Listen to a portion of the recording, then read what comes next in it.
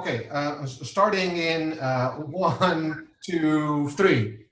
So thank you everyone for joining our third Hangout already, September 14th, 2017. We have a variety of subjects today, and we'll go over the agenda straight away. Can I have the next slide, please?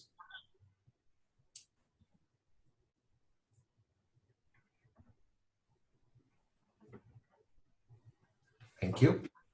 So first of all, we're going to start out a little bit and talk about why OpenEBS.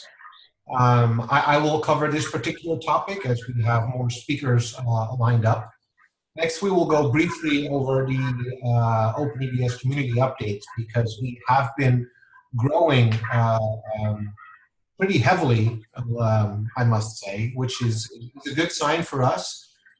It shows that people are interested in what we're doing and people are eager to participate and hopefully also give contributions to the code base. That's where all open source on GitHub. Then the more exciting pieces, one could argue, we will have a demo where we will run our OpenEBS code as it is today on Amazon. This is obviously very important for us because Amazon is obviously a great player. A lot of people are using Amazon, and we believe that there is absolutely a value add to use OpenEBS in Amazon, despite the fact that Amazon has its own EBS solutions.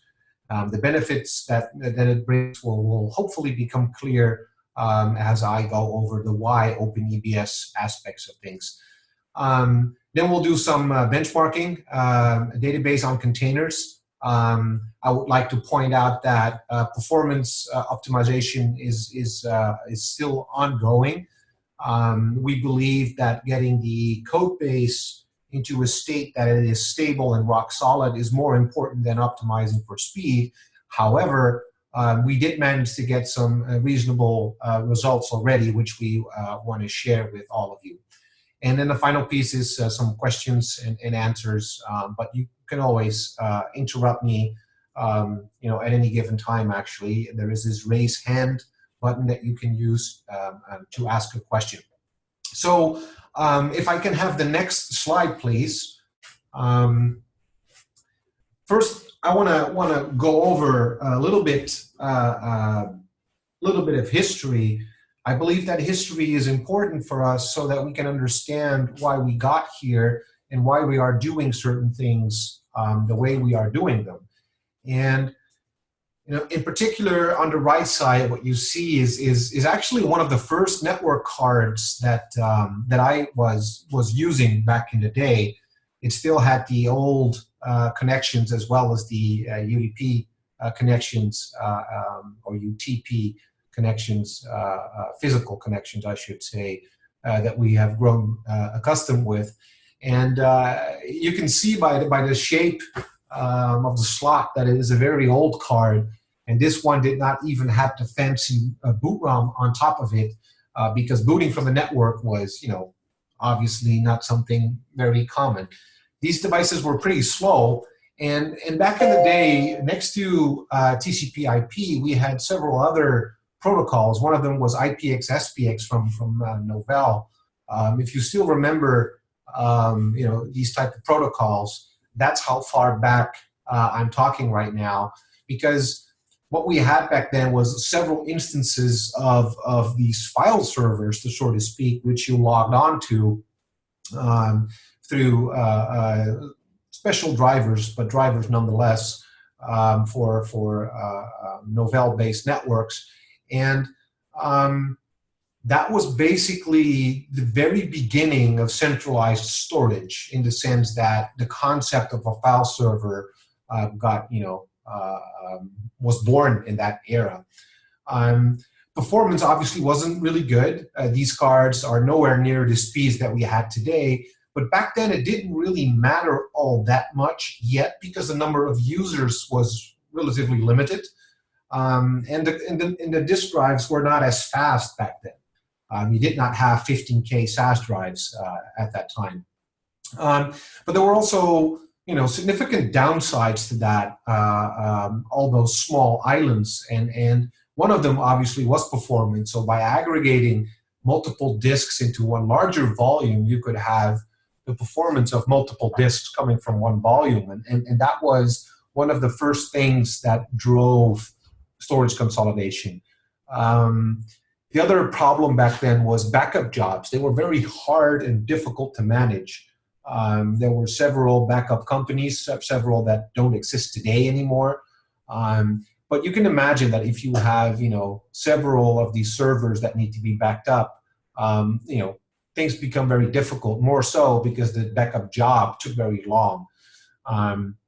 As I already mentioned, networking wasn't really fast, so that also trickled back down on the backup jobs, because as networks are slow, backup jobs took even longer, and sometimes you start the backup on Friday evening, and when you came back in the office Monday, it was still running, and then you had all the people that need to log on, and so it was a disaster, or nothing short from a disaster when dealing with networks in the very, very beginning. So to mitigate all these downsides, performance, backup jobs, and all the other things that relate to storage management, people started to consolidate all these small storage islands into one big storage server, and that created some of its own problems. But that is what, in effect, started out the storage attached networks.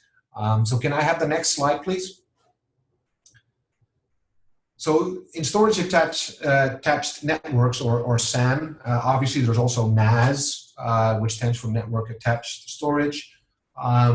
They basically are the same thing, except one deals with block, the other one deals with file. Later on, you had the unified storage servers that did both by emulating one or the other. But back in the day, you had these fiber channel loops on which you connected to hard drives, because, mind you, networks were still too slow. And you had these big networks behind a storage controller, hence the name, that basically built a huge hard disk. To help out with certain file system problems, because there were no file systems that could handle multiple terabytes of file systems, or multiple terabytes of data. Special purpose file systems were developed. NetApp's Right Where Anywhere file system layout, or WAFL, was one of the most well-known file systems, and perhaps is still a very well-known file system. That offered, not immediately, as we move on to the 2000s, and features were added, but features that these typical storage solutions deliver are deduplication, snapshots, cloning, replication, checksumming, all things like that, and they could do that because they were purposely built, and typically they used expensive hardware like expensive RAID cards, NVRAM controllers, fiber channel loops, and whatnot. So they had the resources to implement these type of features. And there was one significant downside, though, is that scalability had its issues. So if you had a controller XYZ and it couldn't cope with the network load that you needed to deliver, as networking became more of the standard than anything else, people reverted to distributed storage. And distributed storage is typically something that we believe in, and I will go over, doesn't necessarily need to be the solution in order to scale your modern day infrastructures. If I can have the next slide, please. So as you guys probably know better than I, as application developers, is that applications have changed a lot. Typically, you had a big monolithic application like a database or a big Java bookkeeping thing or whatever, and this big monolithic app talked to the storage subsystem through a mount point. These days, a modern app is a collection of microservices that all need, one way or the other, some don't, but some do, persistent storage. So from a storage controller perspective, you are already dealing with a scalability problem in the terms of number of mount points. This might not look like a big problem, but storage controllers typically do not have thousands of connections open at the same time. They had, mount points coming from VMware, from Oracle databases, and basically that was it. If you had 1,000 LUNs, you had a huge box already. With modern day applications, that paradigm has changed. You can have a single container that has a single mount point, and a application can consist out of 10, 20 different containers. So the number of mount points increases. This increases complexity, and this also increases the blast radius, to so to speak, if a controller fails. If all your microservices depend on this storage controller, even though the controller is HA or not, or distributed or not, they all put all their money on that single storage instance to not crash or whatever. So, the scalability aspect would be, for OpenEBS, would be something in the lengths of, okay, so we need to develop a distributed solution so that people can scale, right? But as we look at the application, we can already see that the application itself is already distributed. So in our mind, this means that we can do things a little bit differently. But first, I want to go over in the next slide a little bit. Next slide, please. Yes. First, I want to go over why we are not building a distributed file system. Not yet another distributed file system. And first of all, distributed file systems are inherently difficult to develop, and perhaps even more important, they are very, very difficult to maintain in production. I have dealt with several clustered file systems, storage systems in my career, and they have always had very subtle bugs, never seen this before type-like issues, which are a lot of the times they are due to networking issues and whatnot. But it takes a team to manage a distributed system in general. And also, when you look at the real powerful distributed file systems, one of them is, for example, Lustre or HFS. They require that you run specific client code to unleash the power of that distributed system. So if you have a distributed system and you're using the typical NFS or SMB type-like protocols, that is suboptimal, because those protocols, by definition, are not built in a distributed fashion. And I know that there are extensions, parallel NFS and whatnot, but these suffer from in my mind, a design flaw, is that they require, for example, a metadata server, so that you do not really scale, but you still have this dependency on the metadata server for file locking and what have you. So one of our approaches could be, is we could grab one of the distributed file systems that is already there in the Linux kernel, and, for example, just use that, right? Put a GUI on top, add support, probably fix a bug or two, and we're done with that. But it turns out that, people typically, as mentioned in production, they like the idea of being able to scale with a single node and do more IOPS and bandwidth while doing so. But as mentioned, the nastiness of running these systems in production makes them think differently. So next slide, please. So what are the application changes that we're talking about? And obviously we saw the picture already, but applications have native ability to scale. If you have your modern day stack, they typically consist out of load balancer databases. Those databases have sharding mechanisms. For example, MongoDB, you have Cassandra, several databases out there, and they all provide, one way or the other, ability to make your data high available or scale as you need more throughput. Then there are the distributed protocols that have become easier to grasp as a human being, in the likes of Paxos and Raft. where your application becomes cluster aware. So that's one thing that has changed, but it doesn't necessarily mean that we do not need high availability features from a storage definition, but it does tell us that data availability is not exclusively controlled at the storage layer anymore. Back in the day, typically you had your application and a best mount point, and the storage controller had the burden of making sure that that data was always there. That has changed dramatically in the last couple of years. Application performance is not solely coupled to storage anymore.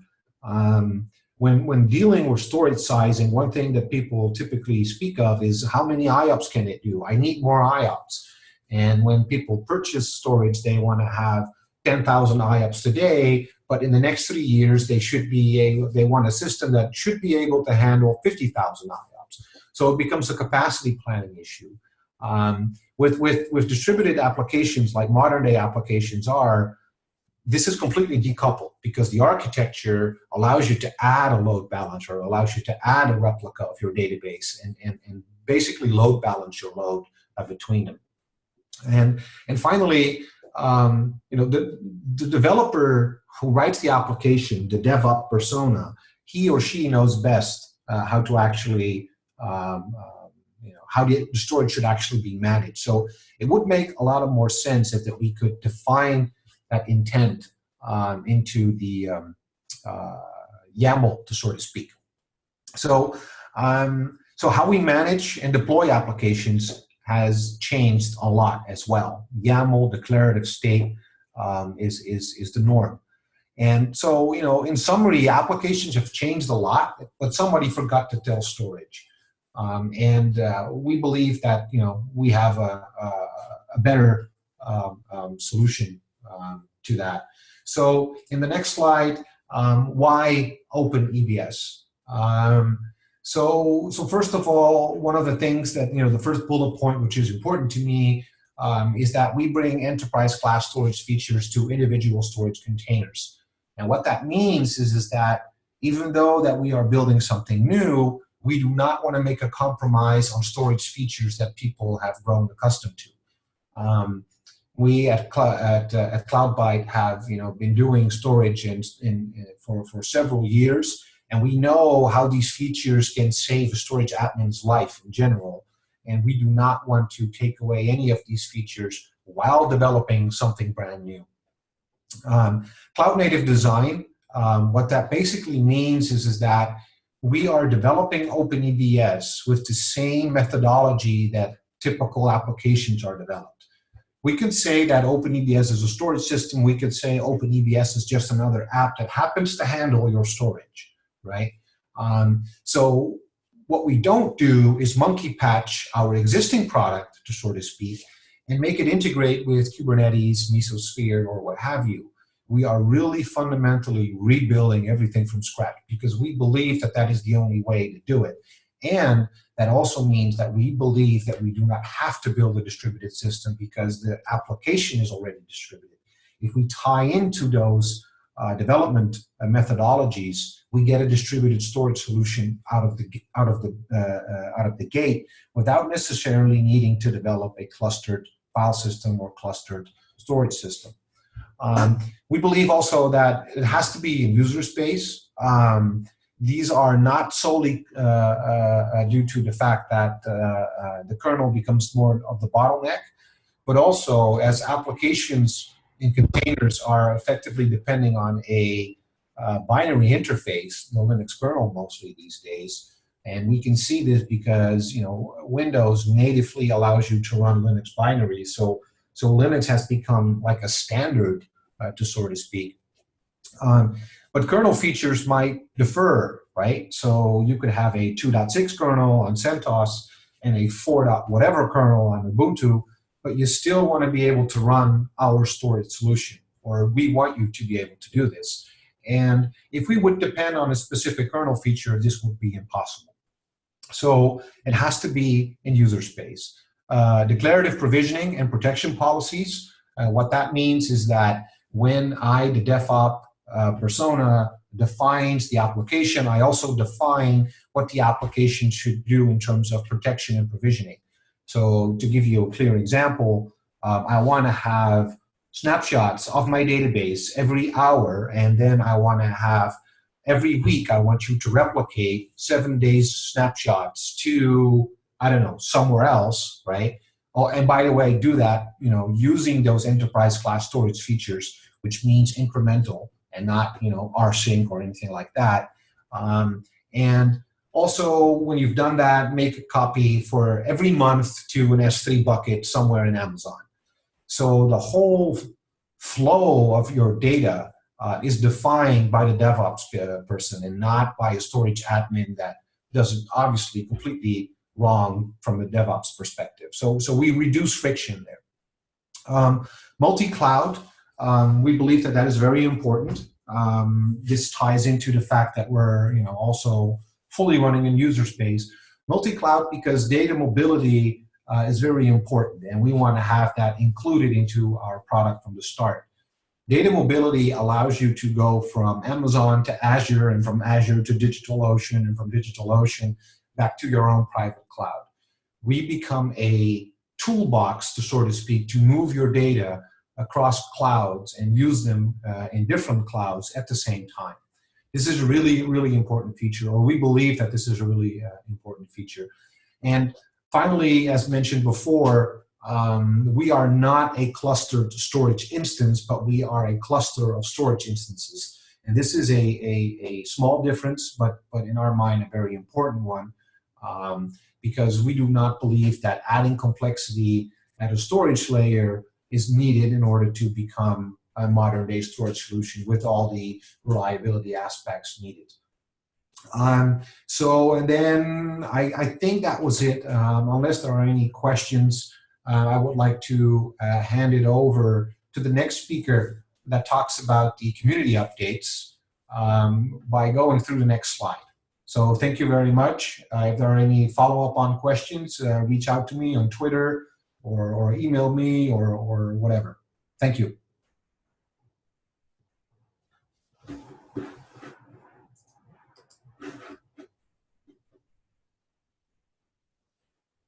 Just quickly run through some of the community updates that we have seen in the past couple of months.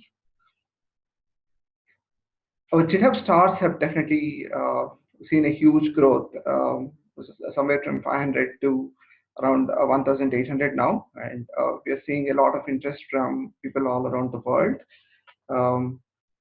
While our online community is increasing, we also see that our co-located spaces is also increasing. We've just opened up a new space in Bangalore for all the open source enthusiasts.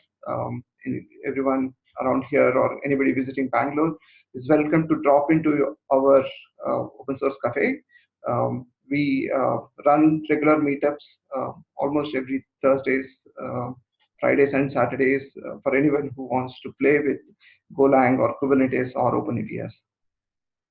Looking forward to see some of the folks here. We are also participating in the Hacktoberfest. This is run by DigitalOcean. This is the first time that OpenEBS is participating in it. We have added a few labels to the issues which different people can pick up and then contribute towards this Hacktoberfest. And for those of you in these areas, you can actually come meet us in person. In fact, we just finished an SDC event, and right now, Evan Paul and Umashankar are at another event in the US. We are having a DevOps Days conference starting tomorrow, a couple of days, and then we regularly organize meetups, collaborate with Kubernetes meetups or the Golang meetups that happens every month. Some of you may be interested to join us at Frog. Just say hi if you're in those conferences. But what we're really excited about is also the KubeCon that's coming up later this year. And this is also going to be a huge milestone for OpenEBS in terms of the functionality that we are delivering. We are striving to come up with the initial total solution, if you will, that can be used to deploy your stateful apps. On this context, you will be hearing more from us in the newsletters or via the Slack channel. where we definitely need your feedback to kind of validate if you are in the right direction, or if there are some pain points that you see in deploying stateful apps that you want to get as addressed, or basically give, set your priority for the items that you want us to resolve in the OpenEBS, right? With that, I'll hand it over to Uday, who will run through a quick demo of how to deploy OpenEBS on Amazon Cloud.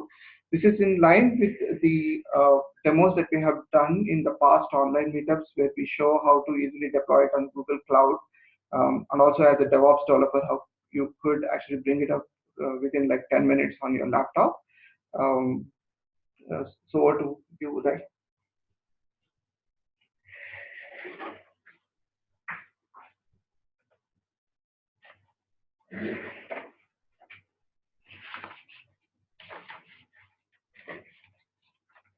Oh, thank you, Kiran.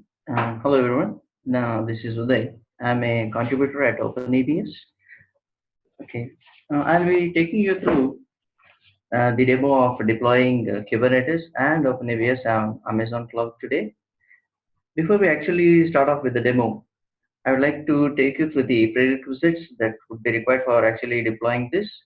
And if you look at it, the prerequisites are just AWS account and a user who has the permissions for identity and access management. Let me quickly switch to my AWS management console and show you how I've created a user there. So if you look at my users, I have a user called Uday, and the permissions that have been assigned to him are IAM full access policy. So this should be enough for you to get started. And what we would need from this user is his secret access key and the access key ID. And we would be saving it as environment variables in the shell before we actually start the demo. So let me quickly show you my .profile file where I have actually exported these keys.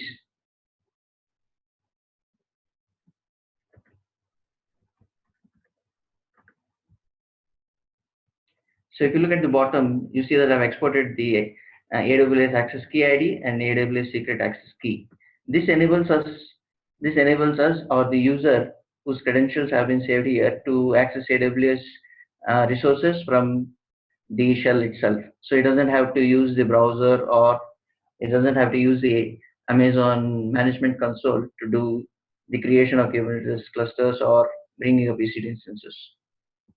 So let me quickly close this.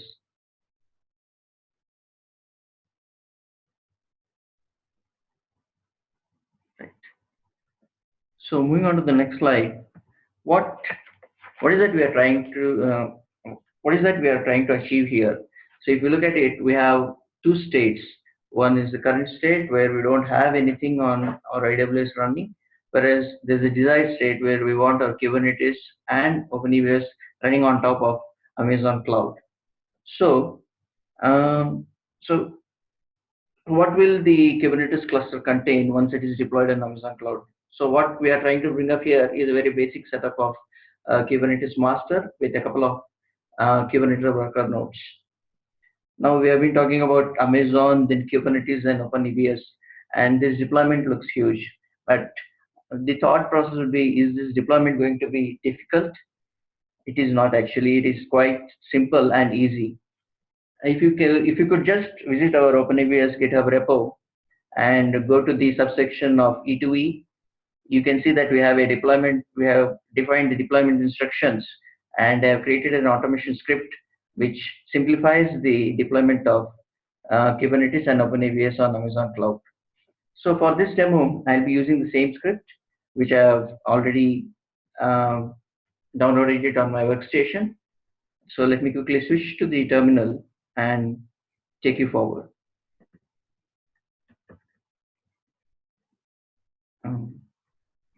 So So the script is called OEBS-cloud, which is for OpenEBS-cloud.sh. And let's see what the script can do. So as you can see, the script can run a couple of commands, and let me briefly explain what each command does, and maybe we can start with the creation of the cluster on Amazon Cloud. So basically, we have something called setup local environment. So first thing, for someone who is going to try this demo, he'll have to set up a local environment on his machine. Basically, we are using a set of tools which help us in bringing up the cluster on Amazon Cloud. So the tools that we have used are AWS command line interface, Terraform, and COPS. We'll go into more detail about these tools later on, but let me just finish the commands that the script supports. Then we have one more thing called create cluster config. Basically, this is a important command which actually generates the configuration file, which will have all the details that are required for Terraform to bring up the cluster on Amazon. Basically, this command creates a file called Terraform file, which acts as an input for Terraform binary, which is infrastructure as code software tailored by HashiCorp. Then we have a couple of other utility commands, which actually we'll be running them once the cluster is up. One will actually display the number of AWS instances or the EC2 instances that have been created in the cluster. And the second command, SSH AWS EC2, will actually log you into the Kubernetes master node. So enough talk, let's start off the demo. Yes. So we'll start off by creating the configuration file. So I'm going to say create cluster config. So, okay.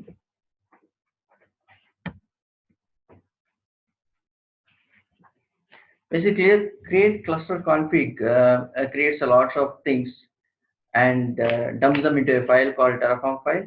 So basically, this Terraform file will have configurations relating to groups, network rules, auto scaling rules, S3 backups, and a lot of stuff that is going to be dumped into that Terraform file, which I'll show you to once it is generated.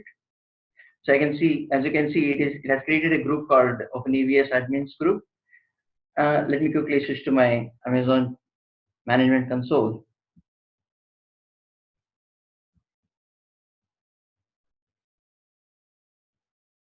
What the script actually does is it creates a group called OpenEBS admins group,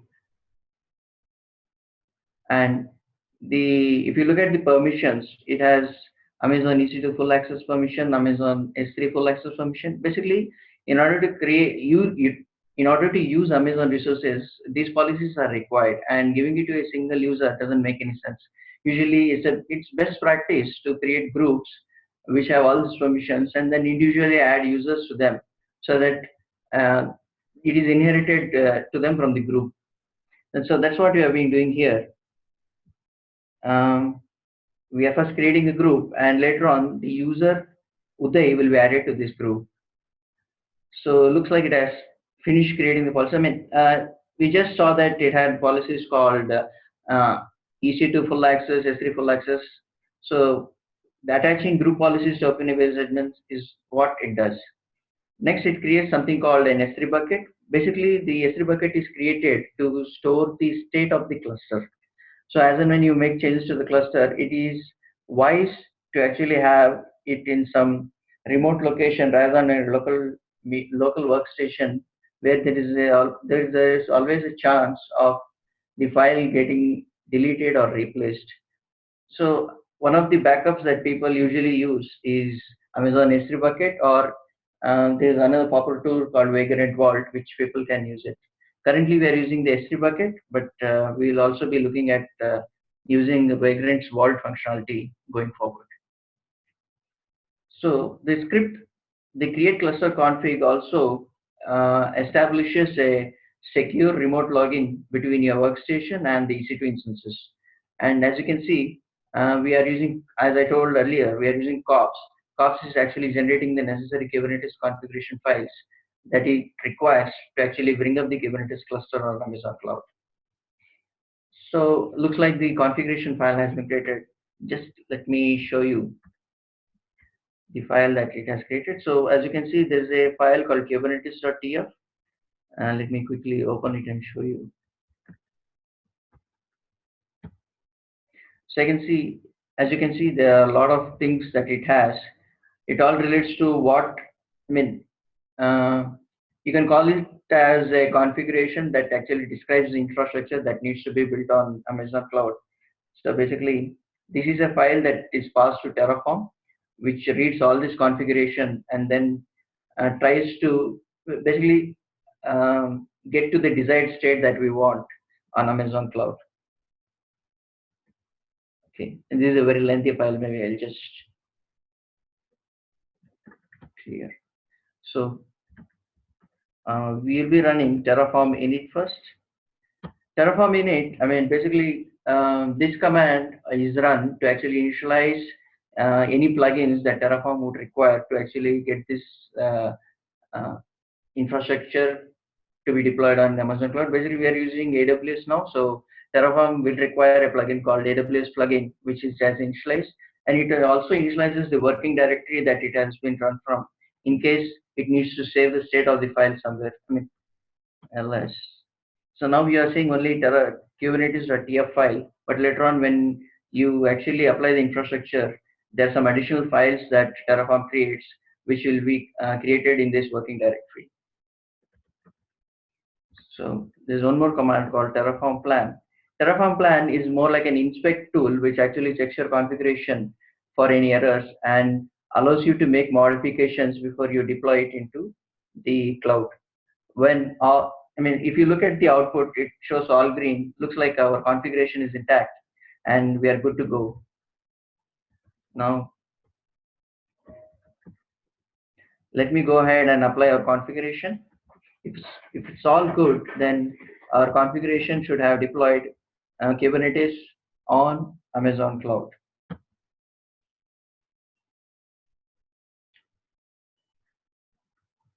So Terraform Apply, I mean, it's actually now reading the configuration and it'll step by step try to bring up all the infrastructure that has been defined in this configuration.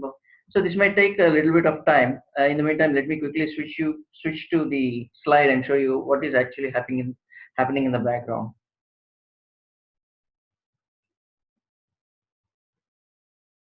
So let's try to decode this deployment. Earlier, what we had was AWS. I mean, sorry, but let me actually show you the EC2 dashboard page.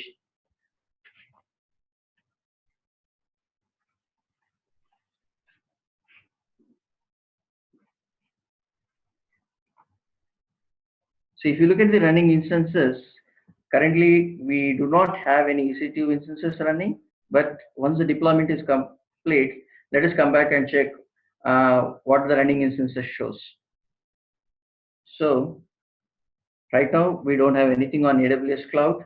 AWS is an on-demand cloud computing platform which allows us to have a full-fledged virtual cluster of computers. It is available all the time through internet, so you don't have to be at one location to access your AWS deployment. The next thing is, the next thing is a VPC. So Terraform also creates a VPC. VPC is actually a virtual private cloud, and it is a virtual network dedicated to your AWS account. It is logically isolated from other virtual networks, and you launch all your AWS resources, such as your EC2 instances, in your virtual private cloud. Okay. The next thing, once the virtual private cloud is created, Terraform will try to bring up EC2 instances. So as I had showed you earlier, we are trying to bring up a basic cluster of one Kubernetes master and a couple of worker nodes. So there, one of the EC2 instances will turn into a Kubernetes master, and then a couple of worker nodes will be created. Okay. Let me quickly switch back to the console and see if Terraform has completed.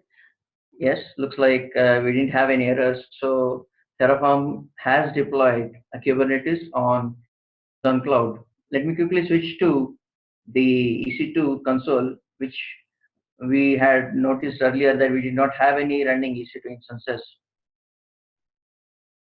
So let's refresh the page and see. And if you look at this, now we have 3 EC2 running instances, which means that Terraform has created 3 VMs for us, which should be running Kubernetes cluster. But how do we check it? Let's go back to the console. Like I said earlier, the create cluster config basically establishes a secure remote login for you between your workstation and the EC2 instances. And accessing your EC2 instances is through SSHs only. So that has already been established between your workstation and the Amazon cloud. So let me quickly run this command. Basically, I had talked about this earlier, and I told you that we have a couple of utility functions which actually shows what instances have been created on Amazon cloud. So let's quickly run this command and see how many nodes were created and what their attributes are.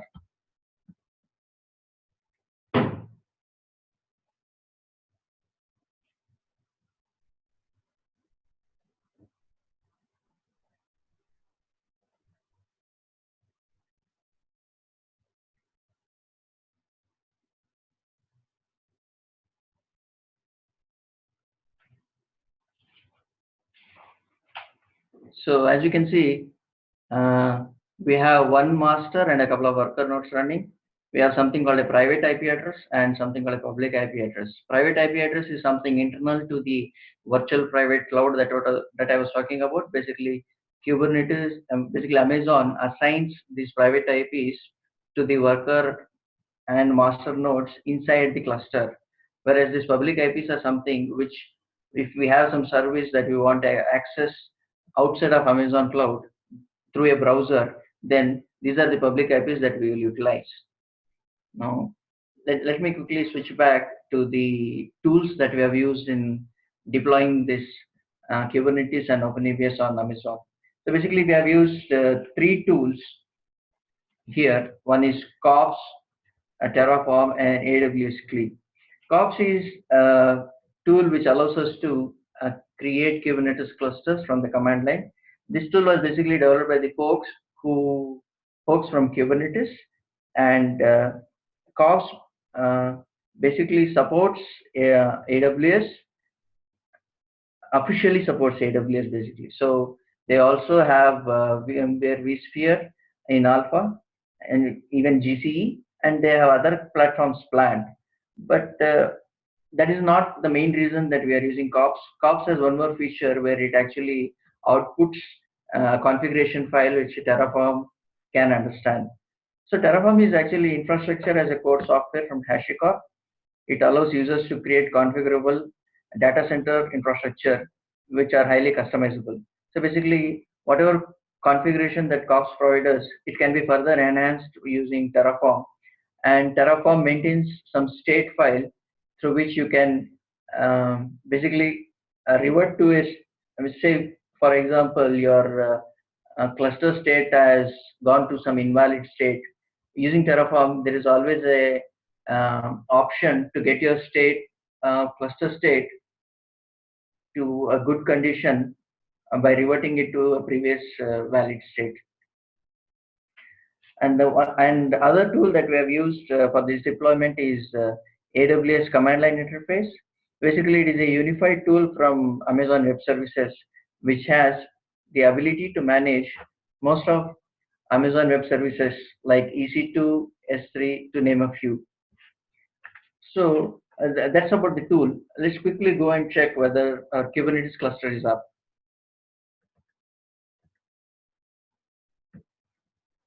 So let me quickly show the commands that the script does.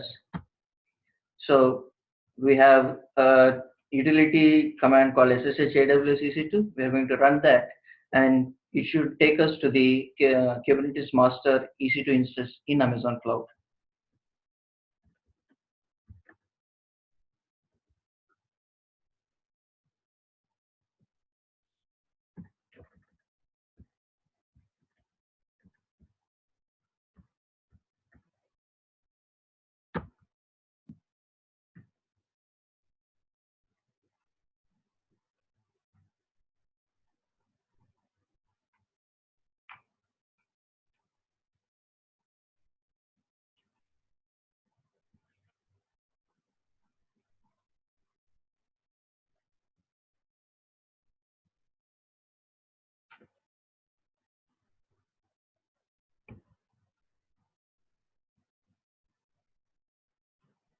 Okay.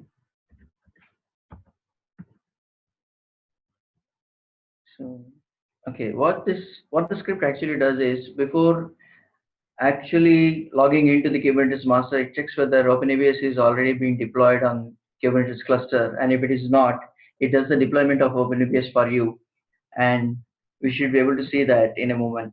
Let's quickly look at the nodes first. kubectl get nodes. Looks like we have all 3 nodes running, and the Kubernetes version that is running on these nodes is 1.7.2.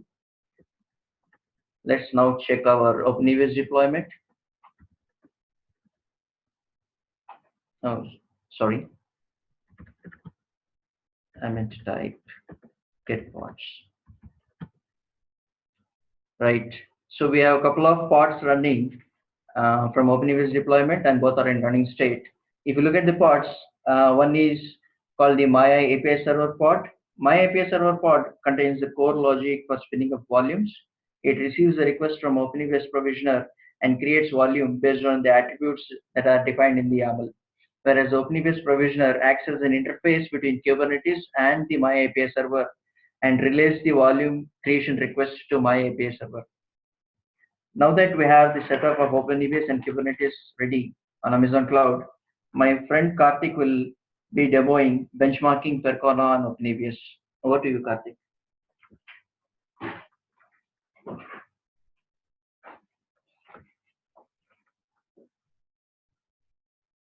Thanks, Uday. Hello, everyone. I'm Karthik, contributor to OpenEBS. So in this part of the demo, we will discuss how to deploy a Percona database server on Kubernetes cluster with OpenEBS storage and the steps to perform a TPCC benchmark on it. So this benchmark is essentially an OLTP workload that simulates a wholesale outlets inventory management system.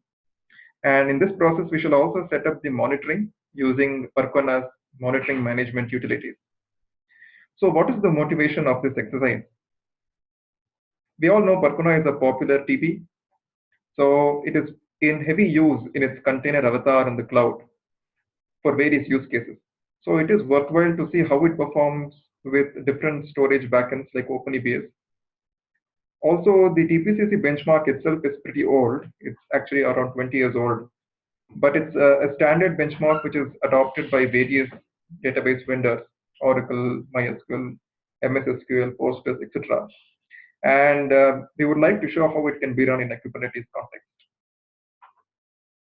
So as Jeffrey was saying, as was mentioning some time back, we are in the process of optimizing our code for performance. So this demo is more about showing you a set of simple steps, or rather an approach to perform the benchmark test instead of, rather than being a full-fledged test itself, benchmark test itself. So this is how the setup looks like right now. We have a running Kubernetes cluster on the AWS cloud, which Uday has helped set up.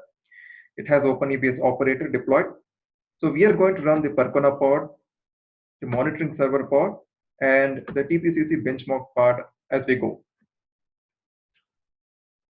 So let's see what are the steps to do this. The first step is to deploy the Percona pod itself. I'll take you through the pod specification YAMLs in a bit. The next step would be to set up the monitoring in order to enable us to view the metrics. Next is to create the TPCC benchmark specification. We are going to feed it to the benchmark pod via a config map, and then running the benchmark job that internally creates the database, prepares the tables, loads the data, and then runs the benchmark. So mostly in this exercise, we've used Percona's scripts, benchmark scripts, and their images, both for the DB and for monitoring, but with some slight modifications. I'll talk you through the modifications that we've made when we get to those steps. The YAMLs can be found in the GitHub link that you're seeing on the slide, in the repo called as the performance benchmark, and the custom images can be found in the repo called as OpenEBS test storage. So Percona is, as we all know, instrumented and enhanced version open source version of MySQL DB. It can be used as a drop-in replacement for MySQL DB. It has a better performing storage engine, a tweak over InnoDB called as ExtraDB. And here is an interesting statistic. It has more than 5 million plus pulls on Docker Hub. So let's go ahead and deploy Percona. So before that, let's get our files from the Git repository.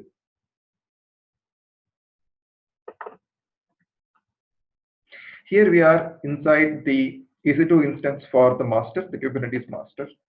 So I'm going to download my files here.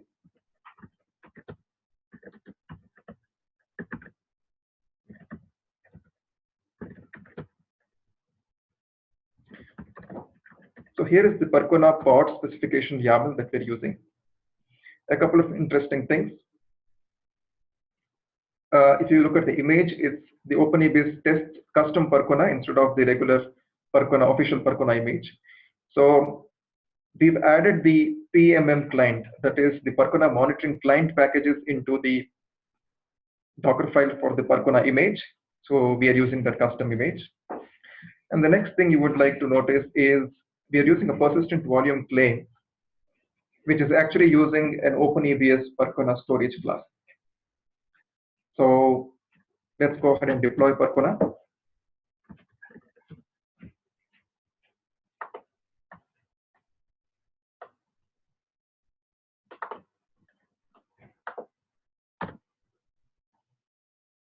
So it says the Percona pod is created and the persistent volume claim is also created.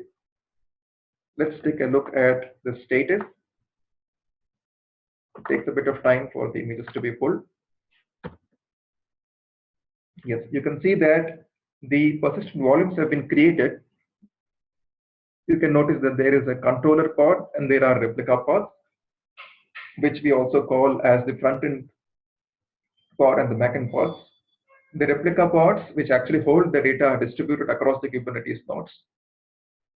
Let's wait for a bit of time for the Percona pod to get running state. Yes, it has entered running state now.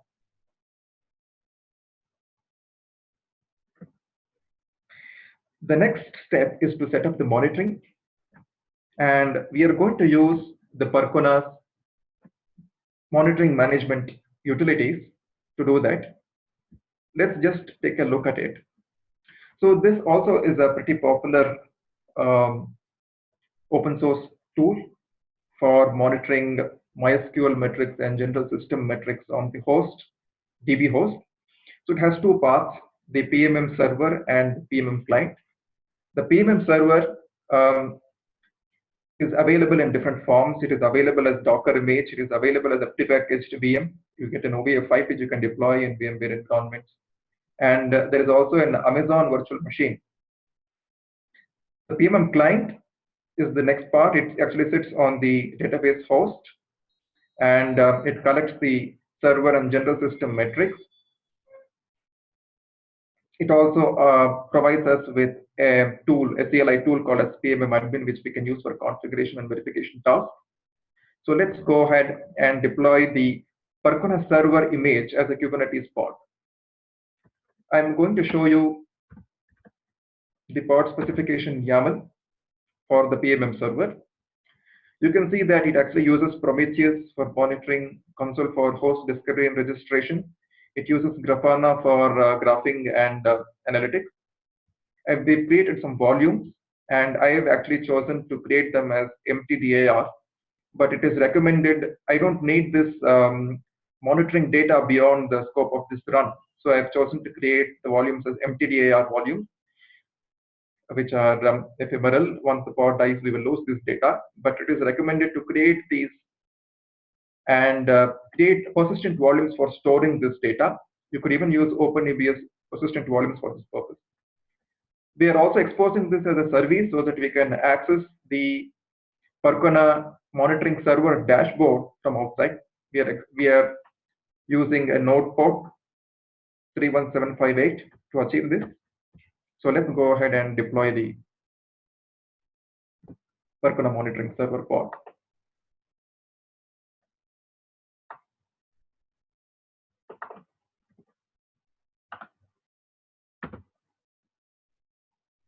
It says it's created. The image is getting put. So once it's available, we should be able to open up a dashboard on our local machine. For that, first we need to identify where this is running.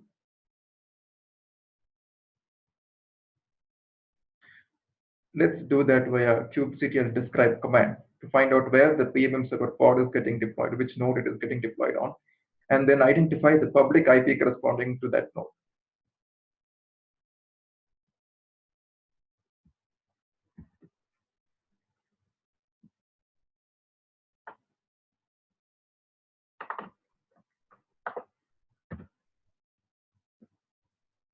Okay, so this is running on the node which has the ending values as 49.68. So Uday has run the list AWS instances command here. And here we can see that the public IP corresponding to this node is 34.228.141.194. Let's use this and open up the Grafana dashboard on the port 31758. Yeah, so here you can see the dashboard. So the metrics monitor is a dashboard we are going to open up. There are other functions other utilities that are provided as part of the PMM server, such as query analysis, which can be used. So here you can see there are a host of metrics that you can wish to analyze. You can see if you wish to analyze. So we shall be more interested in the disk performance because we are going to see, or we're interested in seeing how the storage performs and the MySQL metrics. You can also see that the host here is only the PMM server container. And the next step is actually to register our Percona pod as a host into the monitoring server. So that step involves using the PMM admin CLI tool on the Percona pod. So let's go ahead and do that. So the registration process needs the pod IP of the PMM server. We're going to use that to register the Percona pod. So let's identify what is the pod specific IP.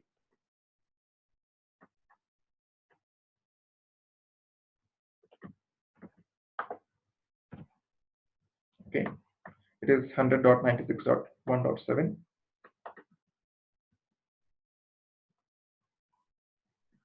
And we are going to use the kubectl exec command to do the registration. The first step is the registration of the host itself, and the second step is to add the service we intend to monitor.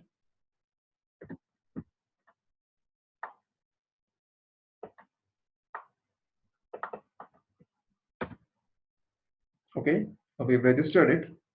The next step is to add the services that we want for monitoring. We are going to add MySQL.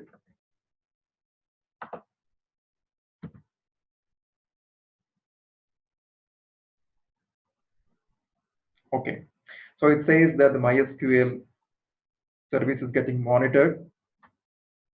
You can use a command called as check network, PMM admin check network, to see whether the monitoring is happening successfully and whether the monitoring server and client are able to reach each other. Now, let's refresh this dashboard and see if our host is added successfully.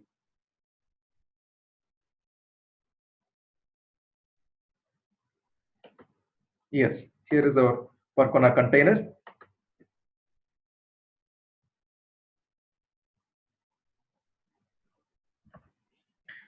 So the next step is to run the TPCC benchmark, and let's prepare for that. As part of the preparation step, we are planning to edit the benchmark configuration file. So Like I said, the TPCC is a standard benchmark, and there are many tools that are capable of implementing a TPCC benchmark. A popular tool is HammerDB, but we are using Percona's TPCC MySQL binaries, and it has the following specifications we need to make. The most important ones, or the ones that are frequently changed depending on test requirements, are the number of warehouses and the number of connections. Number of warehouses represent the number of outlets in which the data, the items, or the items are stocked and the orders are placed for. The connections are the number of IO threads. We'll go back and look at the structure of the TPCC benchmark, as in the structure of the DB, which is created by the benchmark script. Before that, we'll launch the benchmark script, and as the data loads, we can talk about TPCC further. So we mentioned that we need to send this file, specific benchmark specification file, to the TPCC benchmark pod, and we will do that using a Kubernetes config map. So let's create the config map first.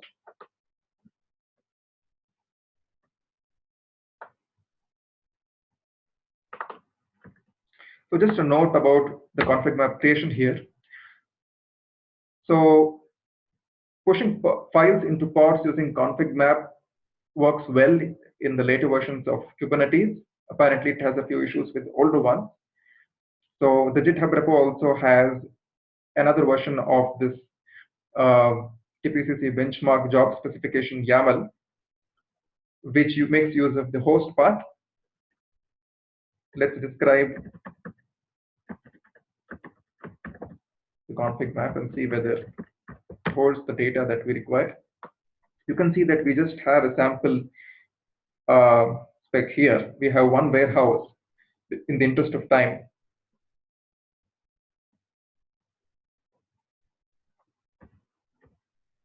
We also need the pod IP of the Percona database server to perform remote operations from the benchmark pod. So let's identify that pod IP.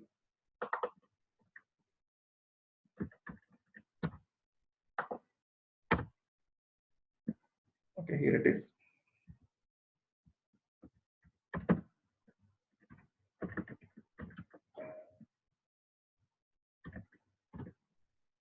This is the job specification YAML. It uses an image called test TPCC client. So this is a Docker image which contains the TPCC binaries from Percona, and it also contains a small shell script that we've written that is the DB and executes the benchmark. That is, it creates the DB, creates the tables, and loads them with the spec-related data, and then runs the benchmark itself. We will replace the IP here with the Percona pod IP we have just found out. This will ensure that we are able to reach the Percona DB.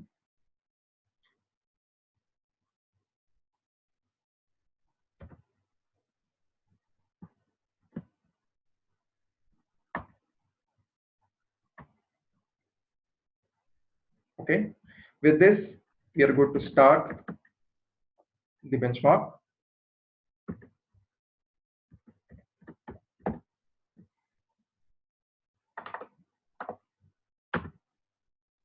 Okay, the job is created.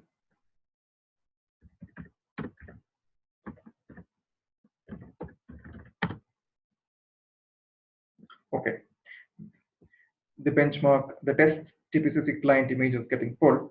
And as this happens, let's go take a look at what the TPCC benchmark actually does. So this is from the Transaction Performance Council. The TPC also has given us different other database benchmarks like TPC-A, TPC-B, and a host of others, latest ones being TPC-E and TPC-V for virtualized databases. But TPC-C, though it is a little older, is still in vogue and is still being used by a lot of the vendors and consumers in the database market, as I just mentioned. So it simulates a inventory management system of a wholesale outlet. The DB structure is something like this. So there are multiple warehouses, each having around 100K items, with 10 districts and 3,000 customers per district. There are tables maintained for stocks, history of transactions, orders placed. And the good thing is it is able to emulate user delays and think times, which makes it quite close to real world workloads. Here is a schematic representation of what we just discussed about the structure. Though not really storage intensive kind of a benchmark, it is still good, and you can still ensure that you get the required metrics by increasing the number of warehouses and increasing the number of IO threads, decreasing the InnoDB buffer pool size, and making sure that it's really a disk intensive test. With these, the advantage is that you can do apple-to-apple comparison with different storage platforms, with different underlying storage platforms in a standard operating environment. And that is a great benefit to have.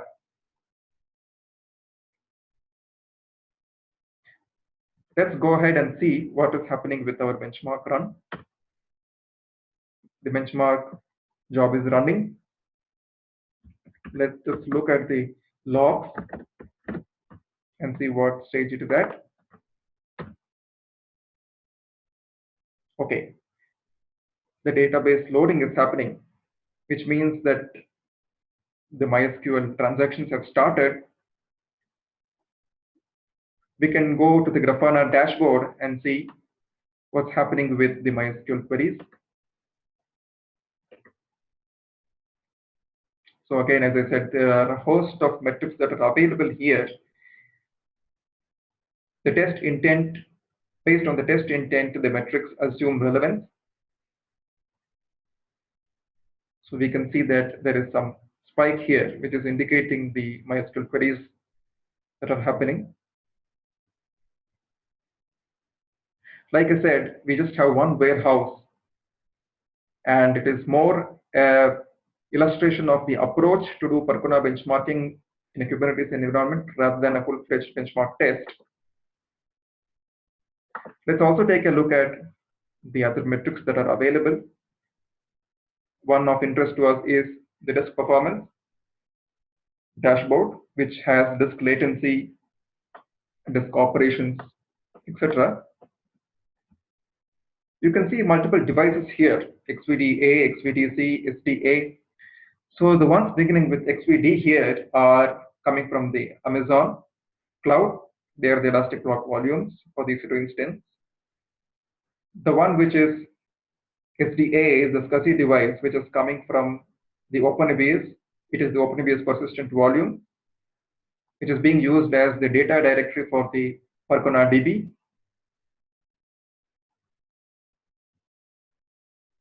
You could see that the load is still happening.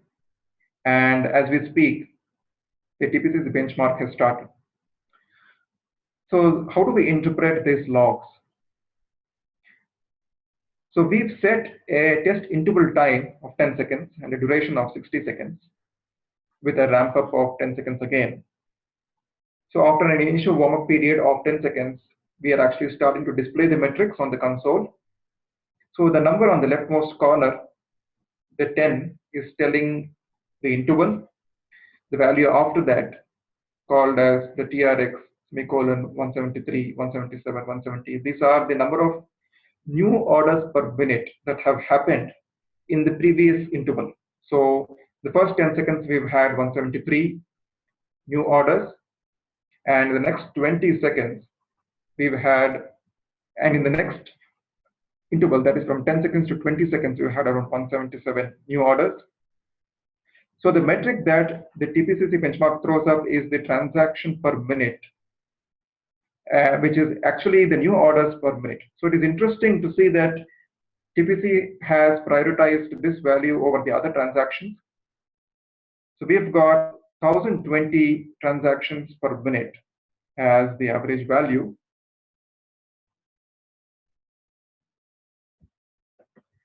So like I mentioned, TPCC has multiple other kind of transactions that are going on, and the value that we saw, that is the new orders per minute, account only for around 45% of the transactions.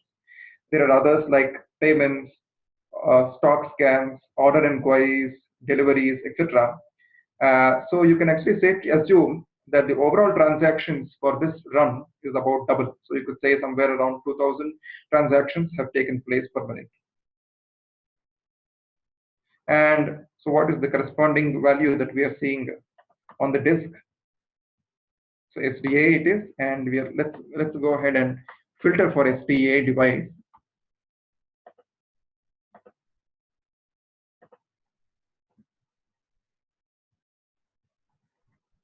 You could say it had a peak of around 63 IOPS, which is pretty low, but our load also is pretty low.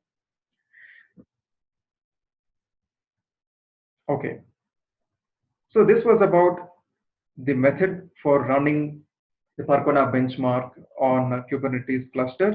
You could use it across any platform. It could be AWS or it could be on-premise. So what next? The steps that we have used are generic, and it can be applied to any underlying storage volume. There are a lot of tests you could do. You could analyze results and repeat these tests with different TPCC specs or with different InnoDB startup variables. So let us collaborate. We'd be really interested in hearing if you have any great ideas about application benchmarks in a container-based environment, about deploying new applications in a container-based environment, about any performance tests on container-based storage. Do visit our GitHub repos and drop in with issues. You could even join our Slack channels. So here is our Slack channel. You can join this. You can visit our blogs to find out the latest updates and findings. So that's it from us. Thank you. Do let us know if you have any questions. We'll be happy to answer them. You could even come back with your questions on our GitHub page or on Slack. So see you at the next Hangout. Thank you. Have a great day.